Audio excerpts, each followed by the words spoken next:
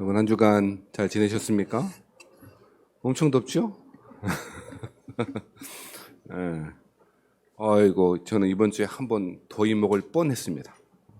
갑자기 식은땀이 나고 그래갖고 갑자기 배가 아프고 식은땀이 나고 주저앉고 싶고 뭐 그래서 기분이 쫙 빠져서 이게 더위 먹는가 싶어서요. 더위 먹을 때는 치료약 있지 않습니까? 에어컨이라고 하는 치료약이기 때문에 에어컨이 있는 사무실로 빨리 도망와서 그렇게 하고 있었는데요. 여러분 한 주간 건강하셨죠? 건강하시고 아프지 않고 건강하시고 다시 주일날 뵙게 되니 반갑습니다. 오늘은 고린도전서 12장의 말씀을 살펴보도록 하겠습니다. 고린도 교회는 여러 가지 문제가 많은 교회였습니다. 다툼도 분열도 은사에 대한 남용도 오늘도 살펴볼 그런 내용도 있고요. 분쟁하는 일도 있었고 음양하는 일도 있었고 이런 교회라면 아예 공중분해시켜서 다른 교회로 에베소 교회로 다 보내버리면 좋겠어요.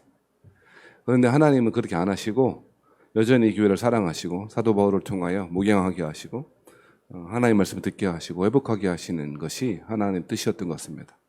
모든 교회는 하나님의 교회고 모든 교회는 귀합니다. 크고 작은 교회, 문제가 있고 없고 하는 교회는 상관없습니다. 하나님 빚값 주고 사신 교회는 하나님이 사랑하시는 교회이고 구원받았다라고 하는 것은 교회라고 하는 공동체에 속하는 것과 뗄래야 뗄 수가 없습니다. 우리는 이상하게 신앙을 개인화해서 생각해요. 구원도 마찬가지예요. 그래서 구원이 뭐냐? 내가 결단하고 내가 믿어서 천국에 들어가는 자격을 얻는 것이라고 생각해요. 전혀 그렇지 않아요.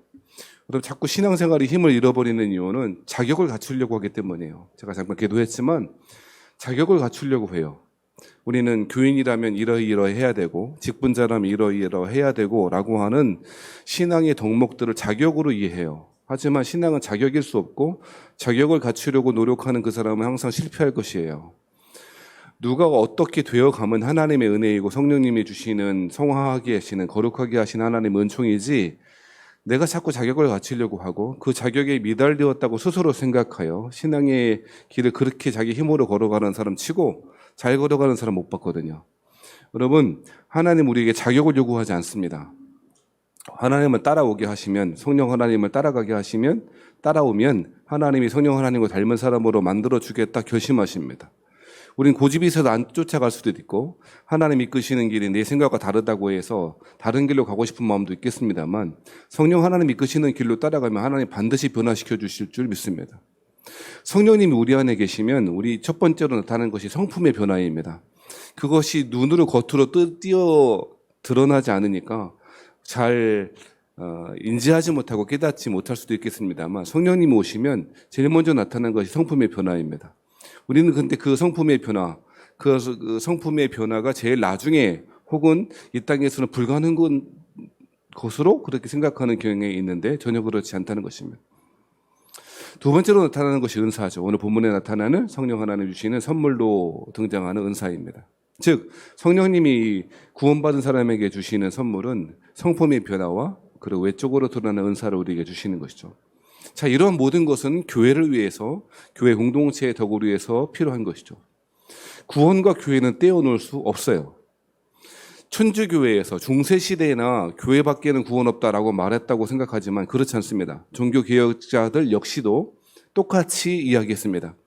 물론 천주교회에서 중세 카톨릭에서 말하는 교회가 어떤 것을 의미하는지 그리고 종교개혁자들이 그 말하는 교회가 어떤 교회를 의미하는지는 다를 수 있겠습니다만 그 사용하는 방식이 다르다 할지라도 천주교회 할 것 없이 기독교회 할 것 없이 개신교 할 것 없이 교회밖에 구원 없다라고 하는 것은 공통적인 명제였습니다. 우리의 구원이 있어서 교회는 뗄래야 뗄 수가 없습니다. 우리가 진심으로 회심한 사람이라면 진심으로 구원받은 사람이라면 반드시 교회를 사랑하고 교회에 속하게 되어 있습니다. 여러분 내가 어떻게 구원받았는지 알 수 있냐라고 하는 거 자꾸 물어봐야 소용없고요. 자꾸 내 마음 들여다봐야 소용없어요. 물론 내 마음에 내적인 증거가 있어요. 그건 부인하면 안 돼요. 당신 구원받은 사람이라면 내가 주님을 모시고 살아가는 삶의 기쁨과 여러 가지 마음의 성품들이 내 안에 있어요. 그것들이 분명히 있어요. 근데 그거 설명하기 어렵잖아요. 그래서 우리가 당신이 구원받은 사람이면 어떻게 말할 수 있을까요? 라고 하면 나는 하나님이 피값 주고 사신 교회를 사랑하고 그 교회에 속해 있고 그 교회를 위하여 온 마음 다해 헌신합니다. 라고 하는 것이 구원의 증거여야 한다는 거예요.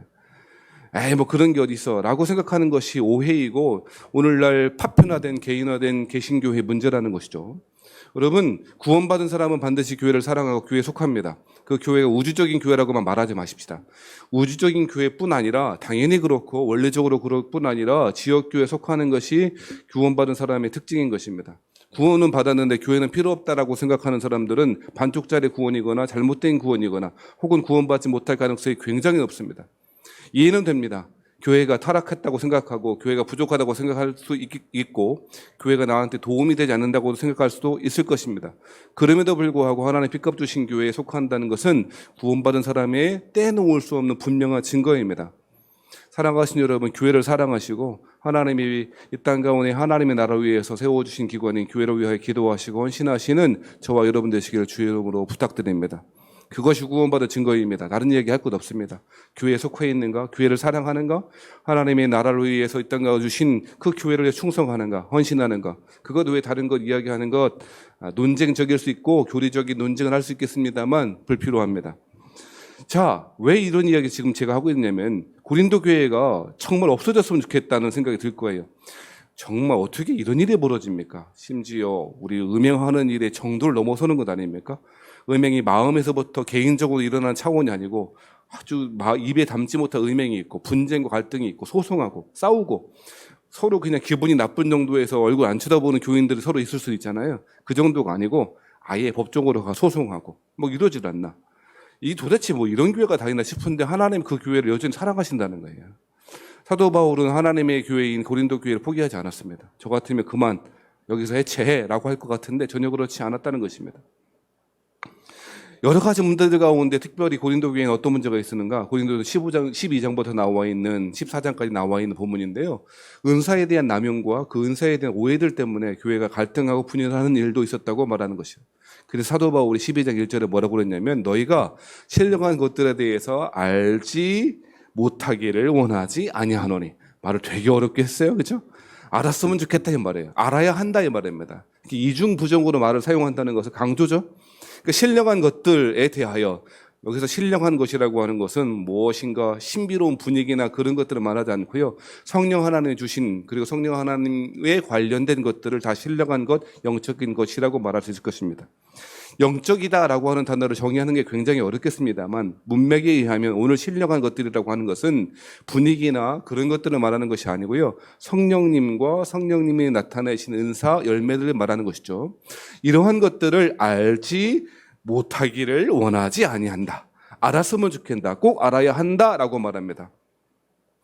근데 여러분 12장 1절로 그만 잠깐 접어두시고 14장 1절에 보면 이렇게 이야기하고 있습니다. 14장 1절에는 사랑을 추구하며 신령한 것들을 사모하되 특별히 뭘 하려고 하라? 예언을 하려고 하라. 라고 말합니다. 14장 1절에는 신령한 것들이 똑같이 등장하고요. 신령한 것들을 뭐라고 해요? 뭐 하래요? 사모하라고 말하죠. 열정적으로 추구하라라고 말합니다. 12장에는 뭐라고 했어요? 알았으면 좋겠다. 꼭 알아야 된다. 그 은사도 지식의 차원과 깨달음의 차원, 바르게 분별에 대한 차원이 있다라고 12장에 시작했고 14장에는 그 신령한 것들을 뭐 하라고요? 사모하고 추구해야 된다는 거예요. 그렇죠? 그래서 이 12장과 14장까지가 은사라고 하는 관점으로 성령 하나님 주신 것, 신령한 것들이라고 하는 것들로 연결되어 있는 것이고 12장과 14장 사이에 뭐가 있어요? 13장이 있겠죠. 뭐. 13장이 뭐예요? 13장 여러분 잘 아시는 사랑장 아닙니까? 그 은사의 고갱이로서 그 신령한 것들을 어떻게 알고 추구해야 될지에 대한 실천적인 방법으로서 제시하는 것이 사랑인 것이죠. 자, 그래서 12장부터 14장까지는 은사 때문에 혼란과 갈등을 겪고 있는 고린도 교회의 사도 바울의 처방전이 오늘 기록되어 있는 것입니다. 먼저는 사도 바울이 말씀드렸던 것처럼 신령한 것들, 성령 하나님 주신 열매와 은사들에 대해서 알아야 된다라고 말하는 것입니다. 여러분, 신앙은 자꾸 무엇인가 도노 하듯이 갑자기 유레카 하듯이 그런 깨달음으로 무엇인가 신비로운 깨달음이 나한테 주입되듯이 나타나야 신앙생활 잘 할 거라고 하는 생각을 버리세요. 그런 것들 별로 없어요. 그런 사람들 덜어 있어요. 그런데 그런 사람들 또한 여전히 연구하고 추구하고 몰입했기 때문이에요. 황농문인가라고 하는 무슨 교수도 몰입이라고 하는 책을 제가 보니까 몰입의 힘이 얼마나 대단한지 해서 막 이렇게 이야기하고, 미센 치카이머인가 뭐 독일 사람도 그렇게 이야기했던데, 어떤 사람들을 갑자기 몰입하면 깨달음이 온다는 거예요. 무엇인가 깨달음이 와서 위대한 발견을 한다는 거예요. 뉴턴이 왜 떨어지는 사과를 보고서는 마누일레의 법칙을 발견하고 유레카 했다는 거, 뉴턴이 그렇게 했지는 않지만 아르키미데스인가? 아무튼 뭐 유레카 했다는 거 아닙니까? 아, 깨달았다, 뭐 신난다 이런 말 아닙니까? 근데 여러분 그렇게 통찰이 그렇게 오는 것은 그 이전에 몰입과 추구와 연구와 치열한 고민들이 있었기 때문에 그 깨달음이 오는 거라고요. 무슨 얘기하냐면 신앙을요, 갑자기 무엇인가 인사이트가 무엇인가 번개가 치듯이 나한테 은혜가 갑자기 와서 내가 변화되고 신령하게 살게 될 거라고 하는 오해를 하지 마시라고요. 그렇지 않아요. 일반적으로 하나님 그렇게 우리를 만들어 가시지 않는다는 거예요. 이해되세요? 그러면 신령한 것들도 마찬가지고 신앙의 길을 잘 걸어가는 방법이 뭔지 아세요? 12장 1절에 말했잖아요. 알아야 한다는 거예요. 알아야 한다는 거예요. 신앙에 대해서 연구하고 하나님의 말씀에 대해서 연구하고 묵상하고 그 말씀 예전의 뜻이 무엇이었고 현재의 뜻이 무엇이었고 그것이 나에게 어떤 의미가 주는지를 의미를 해석하고 관찰하고 해석하고 적용하는 그런 모든 프로세스 과정들이 있어야 하고, 그뿐 아니라 신앙의 여러 가지 좋은 양서라든지 또 우리의 삶을 우리의 주변 알 수 있는 여러 가지 문학이라든지 이런 모든 것들을 연구하고 알기를 원하고 추구하고 실제로 공부하는 것, 연구하는 것, 그 과정들이 신앙의 길을 잘 걸어가게 하고 하나님을 알아가는 과정이라는 거예요. 저렇게 손톱 뜯고 있으면 모른다는 거죠. 예배 시간 시작했는데 10분 동안 화장실 갔다 오고 그 나머지 시간 손톱 뜯고 자고 있어요. 그러면 하나님 알겠냐고요. 말씀을 듣는 자리에, 공부하는 자리에 있어야 하나님의 그 은혜에 따라서 그 사람을 이끌어 가시는 것이죠. 여러분, 신령한 것이라고 해서 나하신가 누가 번개치듯이 인사이트가 하고 번개치듯이 성령 하나님이 갑자기 뜨거운 무슨 전기도 오는 게 아니라고요. 하나님은, 성령 하나님이 그런 식으로 우리에게 역사하시고 인도하시기도 합니다만 그런 식으로만 역사하시지 않는다고요. 우리의 추구, 하나님을 향한 열정, 하나님을 알고 싶어하는 그 사랑의 열정을 통해서 하나님은 이끌어 가신다는 거예요. 여러분, 사랑하면 알고 싶어 하고요. 알고 싶은 마음이야말로 사랑을 증거하는 거 아니겠어요? 하나님을 사랑한 다음에 알고 싶어 하는 거죠. 근데 하나님은 어떻게 알아요? 하나님 말씀을 통하여 알게 되어지죠. 그리고 그 하나님의 말씀을 연구하고 기록한 사람들의 기록들과 책과 여러 가지 주석들을 통해서 기타 여러 책들을 통해서 알게 되는 것 아니에요? 우리 목사님 맨날 책 읽으라 그래. 뭐 그렇게 책을 읽으라 그래. 그것 말고 더 빠른 길이 있으면 저한테 말씀해 주세요. 삼각산에 가서 우리는 40일간 금식 기도할 마음도 없잖아요. 우리는 기도원에 가서 21일 동안 뭐 새벽에로 어떤 분도 1000일 동안 뭐 밤기도를 한다고 그러더라고요. 1000일 동안 밤기도. 별로 안 놀랄 줄 알았어요. 해본 적이 없기 때문에 우리는 1000일 동안 철야를 한다고 뭐 하려고요? 은혜 받으려고. 성령의 은사 받으려고. 그런 마음이 없잖아요, 여러분들요.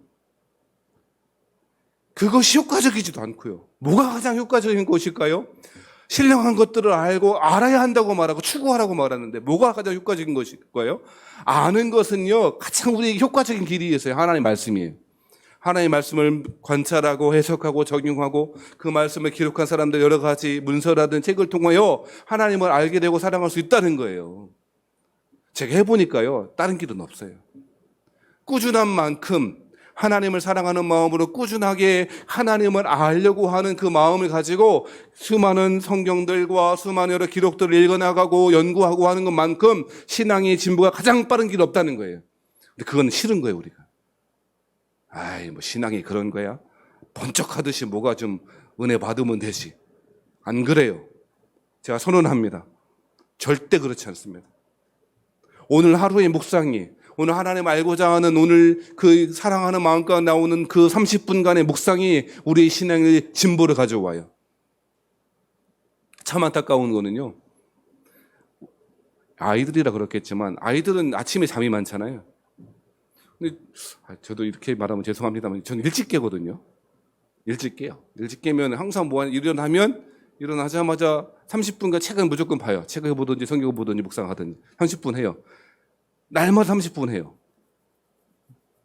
그 이후도 계속 책 보지만 근데 대부분 아이들은 일어나자마자 뭐 합니까? 뒹굴뒹굴 하다가 텔레비 보거나 핸드폰을 보거나, 일어나자마자 핸드폰 보고, 잘 때도 핸드폰 보고. 그 시간이 사실 많지 않아요. 근데 그 짧은 시간에 10분과 아침에 일어나서의 30분, 저녁 30분의 차이가 신앙의 진보를 극명히 나타나는 거예요. 저는요, 시간을 잘 활용하자라고 하는 말을 드리는 게 아니에요. 물론 시간을 잘 활용했으면 좋겠습니다만, 공부를 열심히 해서 성공하자, 그런 말 드리는 게 전혀 아니에요. 하나님을 안다면, 하나님을 사랑한다면 알고 싶어 하고요. 우리의 순간순간이 하나님께서 우리에게 주신 말씀을 향해 있어야 한다는 거예요. 신령한 것들에 대해서도 동일하게 이야기해요. 성령 하나님의 특별히 은사나 성령 하나님 주시는 신비로운 여러 가지 그 은사들에 대해서도 기도를 많이 해야 된다거나 아니면 삼각산에 올라가고 무슨 기도원에 가야 되고 금식 기도를 해야 된다고 말하지 않아요. 알아야 한다고, 공부해야 한다고 말하는 것입니다. 살아가신 여러분, 하나님 알기를, 사랑하는 마음으로 하나님을 알기를 힘쓰시는 저와 여러분 되시기를 주 여러분 부탁합니다. 그러면서 은사에 대해서 직접적으로 말하기 전에 성령 하나님이 그리스도인들에게 행하시는 그 은혜의 작용들이 무엇인가를 2절과 3절에서 설명하고 있습니다. 은사에 앞서서 성령 하나님이 과연 우리 가운데 오셨을 때 행하는 일이 무엇인가를 먼저 설명하는 것이죠. 먼저 하나님의 성령님이 우리 가운데 오시기 전의 상태에 대해서 12장 2절에서 이야기하고 설명합니다. 12장 2절에 뭐라고 말합니까? 너희도 알거니와 너희가 이방인으로 있을 때에 말 못하는 우상에게로 끄는 그대로 끌려갔느니라. 말 못하는 우상에게 끄는 그대로 끌려갔느니라. 말 못하는 우상이라고 하는 표현을 쓴 것은 힘이 없거나 능력이 없어 보이는 거죠. 실제로 무슨 신상이 있지만 그것이 무슨 힘이 있어요. 그런데 그 뒤에 있는 실체, 그 우상의 뒤에 있는 실체인 사단과 마귀와 악한 영들이 끌려가는 대로 끌려가는 거예요. 여러분요, 말이, 우리는 제주도의 조랑말이나 바위바바야 가끔 동물원에 있는 말 정도만 봤지, 그 대부분의 종이 말이 작잖아요. 근데 제가 검색을 하다 보니까요, 말의 종류가 너무너무 많고요. 세상에 이렇게 큰 말이 있나 싶을 정도로요, 많더라고요. 특히 유럽 같은 데에서는요, 그 마차를 잘 끌기 위해서 말을 개량을 했는데, 말 근육이 그냥 조랑말 말 근육이 아니야. 정말 이렇게 정말 무서울 정도로요, 말이 엄청나게 크더라고요. 나중에 한번 보세요. 유튜브에도 있더라고요. 말 종류, 탑 해갖고 좀 말이 되게 희한한 동물이더라고요. 너무나 거대한 동물인 거예요. 근데 여러분이 그거 아세요? 조그만한 목동이나요, 그 엄청나게 큰 덩치의 말을 조그만한 인도하는 사람들이 끌고 가죠. 뭐 때문에 그런 줄 아세요? 콧뚜루에 탁 켜야지. 콧뚜루에 탁. 그래서 그냥 아프니까 처음에는 버티기도 하고 그러잖아요. 그런데 아프니까 이 고통이 몸에 체득되는 거, 체화되는 거예요. 그래서 그 고통을 피하기 위해서 눈치껏 보고 있다가 자기를 이끌어가는 마부가 이쪽으로 오른쪽으로 가려고 하면 알아서 오른쪽으로 가고요. 왼쪽으로 가려고 하면 알아서 왼쪽으로 가요. 오늘 본문의 말씀에 의하면 우리가 예수 믿기 전에는 이방인으로 있을 때에는, 세상 사람들로 남아있을 때에는 말 못하는 우상에게로 끄는 그대로 끌려갔다는 거예요. 억지로 끌려갔다고요? 아니에요. 예수 안 믿는 사람은요, 자기가 자발적 의지로 행하고 있다고 착각하는 거예요. 그런데 실제로 그 사람의 영적인 실제를 보면 끌려가고 있는 중이죠. 자발적으로요. 사단은 두려움을 심어요. 우리 마음 가운데 버림받을 것에 대한, 외로움에 대한, 우리 마음의 공허에 대한, 그리고 우리 가족의 생계에 대한 두려움과 공포를 심어요. 그래서 우리는 그 두려움을 담당할 수 없는 힘도 없으니 그렇게 되지 않도록 스스로 알아서 끌려가죠. 그것이 오늘날 우리 가운데 악한 영들과 마귀와 사탄과 악한 영들이 우리를 이끌어갈 방식 아니겠어요? 그런데 대조적으로 3절 말씀에 보면 이렇게 말합니다. 그러므로 내가 너희에게 알리노니 하나님의 영으로 말하는 자는 누구든지 예수를 저주할 자라 하지 아니하고 또 성령으로 아니하고는 누구든지 예수를 주시라 할 수 없느니라. 저는 여러분, 은사에 대해서 앞서서 설명하기 전에 이 3절 말씀이 너무너무 중요한 구절인 것 같아요. 특별히 여러분, 3절 말씀 하반절에 보니까 뭐라고 이야기합니까? 성령으로 아니하고는 누구든지 예수를 주시라 할 수 없느니라. 여러분 이게 무슨 말입니까? 2절에 의하면 2절 말씀에 의하면 예수 안 믿는 사람들은 우상에게 이끌려 다니는 사람이라고 그랬죠. 자발적 복종을 그렇게 하고 있는 사람이라고 말씀드리기도 해서 그런데 여러분 예수님을 믿으면 예수님을 구주로 믿게 되어지면 신분이 소속이 바뀌게 되죠. 어떻게 해요? 마귀의 종, 말 못한 우상에게 이끌려가고 끌려가는 대로 끌려가는 사람이었다가 우리의 신분이 성령 하나님의 법 아래, 하나님의 은혜 아래, 하나님의 종으로, 하나님의 자녀로 살아가게 된다는 것이죠. 그것이 구원받는 것 아니겠습니까? 그래서 로마서 8장 1절과 2절의 말씀에 보면 이렇게 말합니다. 여러분, 로마서 8장 1절, 2절은 너무 잘 알잖아요. 안다고 그래요. 네. 시작해보면 못할 거지만 제가 시작하면 그 말씀 뭡니까? 그러므로 이제 그리스도 예수 안에 있는 자에게는 결코 정죄함이 없나니. 그다음 2절이 중요해요. 뭐라고 그럽니까? 8장 2절 말씀에 이는 그리스도 예수 안에 있는 생명의 성령의 법이 죄와 사망의 법에서 너를 해방하였습니다. 예수를 믿으면 이끌려가는 대로 말 못한 우상에게 끄는 대로 끌려가는 그 삶에서 해방되어졌다는 것이죠. 그런데 해방된 상태로 있지 아니하고 로마서 8장 2절 말씀에 보면 뭐라고 했다고요? 생명의 성령의 법 아래로 우리는 그 아래로 가게 되는 거죠. 아니 목사님 그러면 소속만 바뀌었네. 여기도 다 종으로 사는 거죠. 하지만 여러분 마귀의 종으로 사는 것과 세상의 욕심의 종으로 사는 것과 하나님의 종으로 사는 것을 어떻게 비교할 수 있겠어요? 참 자유는 하나님의 종으로 하나님의 자녀로 살아갈 때 주어지는 것이 참 자유 아니겠어요? 여러분요, 우리 아이들이 지금 당장 집 밖으로 나가는 것은 참 자유를 얻을까요? 아니면 또 다른 억압과 고통의 순간이 시작하는 것일까요? 당연하잖아요. 나는 오늘부터 아빠를 피해서 엄마를 피해서 자유를 얻기 위해서 집을 나가겠다. 그게 자유예요? 자유라고 생각할지도 몰라. 나가보라고. 집 나가면 무슨 고생? 참 자유는 뭐예요? 그렇잖아요. 언제가 제일 좋아? 엄마, 아버지 아래 있을 때가 제일 좋았던 거 아니에요? 지금 어르신들은 얼마나 그냥 헤드뱅잉이나 짓는지 몰라. 부모 밑에 살 때가 제일 편한데, 그죠? 가급적이면 다시금 그때로 돌아가고 싶지 않아요? 아닌 분들도 있나요? 참 자유는 세상의 아버지는 또 다를 수 있겠지만 하나님의 자녀로 살아가는 것이 참 자유이죠. 하나님은 우리에게 주시는 구원이 그런 성격을 갖는다고 이야기하는 것입니다. 그런데 이제 그 구원의 국면을 12장 3절에서 뭐라고 이야기했냐면 이렇게 성령으로 아니하고는 누구든지 예수를 주시라 할 수 없다고 말. 예수를 믿는다는 것은 해방과 탈출이고 그 해방과 탈출은 아무런 제약 없는 그러한 아무런 속박이 없는 자유가 아니고 예수님을 주인으로 모시는 그 참 자유가 구원이고 해방이라고 오늘 12장 3절에 설명하는 거죠. 그것을 가능하게 하시는 분이 누구라고요? 성령으로 아니하고는 그랬으니까 성령님이 그렇게 하신다는 거예요. 그 말을 요한복음 3장 5절 말씀에는 쉽게 설명했죠. 뭐라고 이야기했습니까? 예수께서 대답하시되 진실로 진실로 내게 이르노니 사람이 물과 성령으로 나지 아니하면 하나님의 나라에 들어갈 수 없느니라. 물과 성령으로 거듭나지 아니하면 하나님 나라에 들어갈 수 없다라고 하는 말을 사도 바울은 12장 3절에 성령으로 아니하고는 누구든지 예수를 주시라 할 수 없는다라고 말하는 거죠.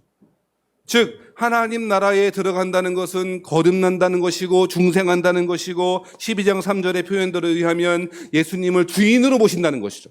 그것이 구원이라고 설명하는 것입니다. 사랑하신 여러분, 오늘 구원을 사도 바울은 성령에 대해서 은사에 대해서 설명하기 전에 성령님이 하시는 일이 있는데 그것은 성령 하나님이 우리 가운데 오시면 거듭난 사람 가운데 오시게 되시는데 그분은 우리의 마음 가운데 오셔서 우리가 예수님을 실제로 주라 부를 뿐 아니라 주인으로 모시고 살게 하신다는 거예요. 그것이 성령님의 하시는 우리 안에서 주시는 은혜라라고 이야기하는 것이죠. 구원은 하나님의 자녀가 되는 것, 하나님의 종으로 살겠다 선언하고 실제로 그렇게 살아가는 거죠. 그게 거듭남이에요. 그게 구원이에요. 여러분 제가 2, 3주 계속 말씀드리잖아요. 구원이라고 하는 것이 나 중심에서 누구로? 하나님 중심으로 삶의 축이 바뀌는 거라고. 나 중심으로 하나님의 중심으로 하나님이 사랑하는 이웃들을 사랑하는 그 삶을 그죠? 나가 아니라 타인을 위해 살아가는 삶, 그렇게 결심하고 실제로 그렇게 살아가는 삶이 구원받은 사람이라고 말했잖아요. 아무리 이것도 하고 저것도 하고 신령해 보이고 대단한 것 할지라도 여전히 하나님 중심, 하나님이 사랑하시는 형제와 자매 중심이 아니라 구원받은 사람 아니라니까요. 자, 그 말을 12장 3절에는 성령님이 하시는 일이 예수님을 주라고 부르게 한다는 거예요. 사랑하신 성도 여러분, 누가 구원받은 사람입니까? 누가 중생 얻은 사람입니까? 다른 것이 아니고요. 예수님을 주인으로 모시고 살아가는 사람. 근데 그걸 하시는 분이 누구라고요? 성령님. 그래서 이런 얘기 많이 들었잖아요.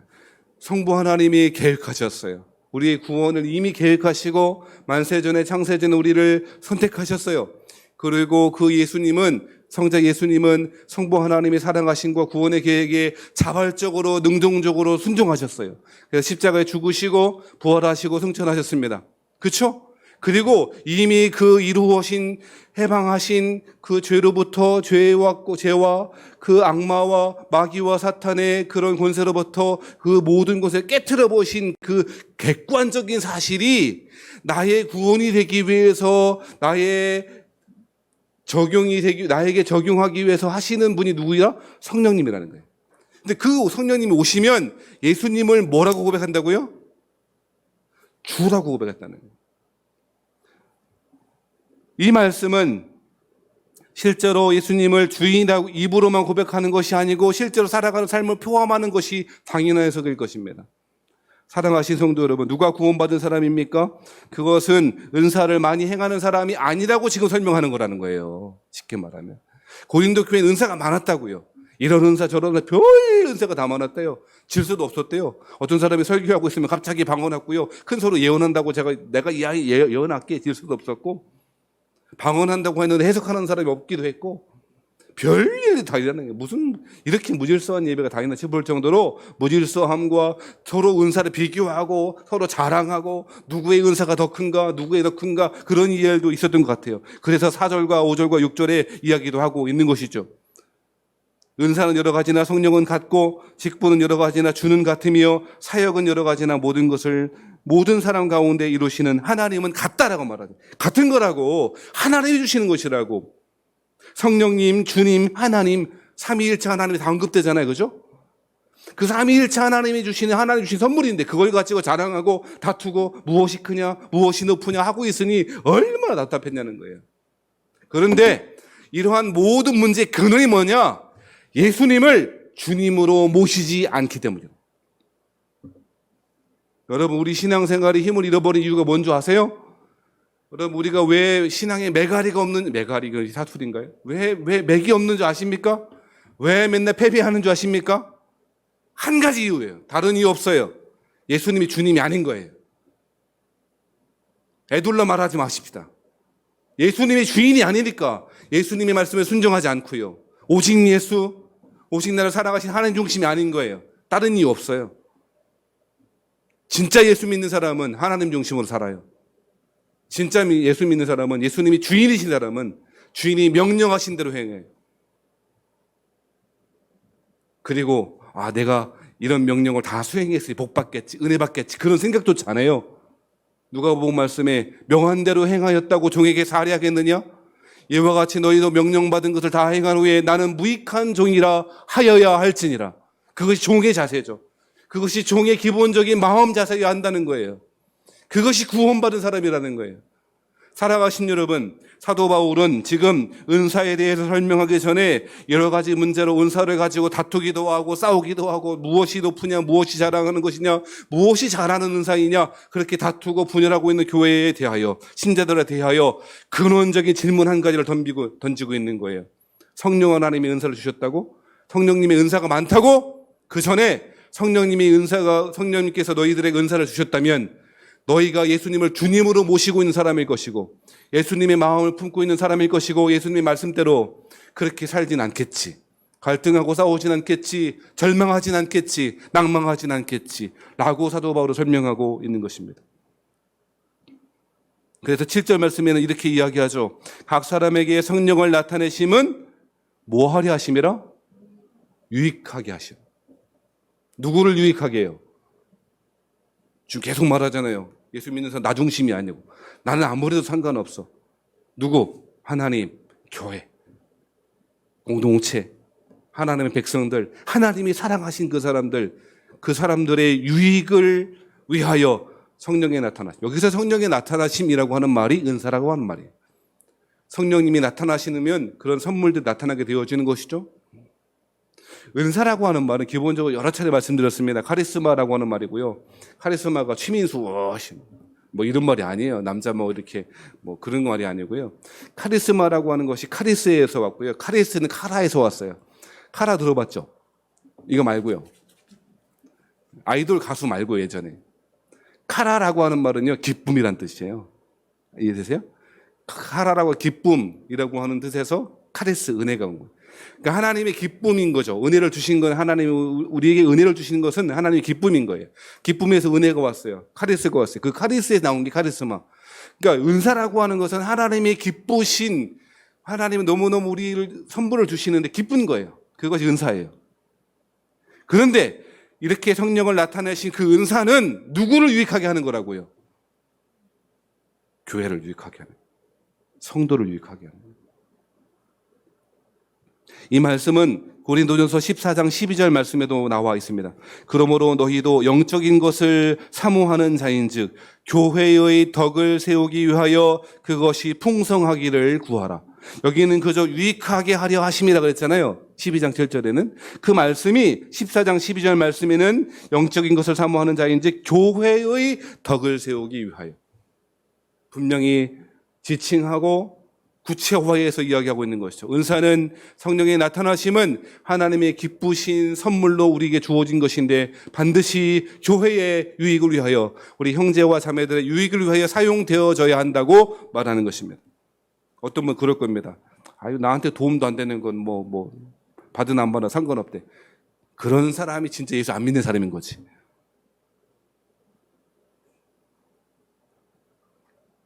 그리고 11절 말씀에 보면 정리하겠습니다. 11절 말씀에 의하면 이렇게 말합니다.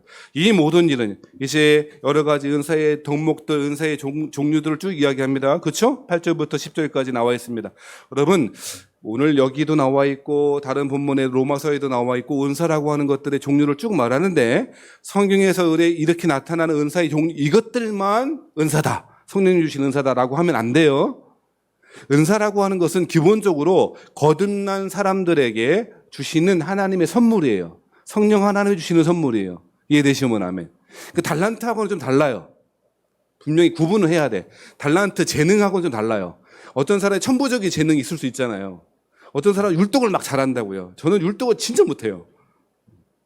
가끔 저희가 집에서 음악을 틀어놓고 춤을 추면 애들이 사진을 찍어요. 신기한 못 볼 장면을 봤다 이거죠. 저는 아주 그걸 몸치예요, 몸치. 어떻게 이렇게 우리 아들하고는 틀린가 몰라요. 그 달란트, 재능하고는 좀 달라요, 은사는. 천부적 여러분은 재능은 있을 거잖아요, 그죠? 목사님, 저는 재능이 한 개도 없어요. 아니에요, 여러분요. 규칙적으로 숨도 잘 쉬고, 밥도 잘 먹고, 얼마나.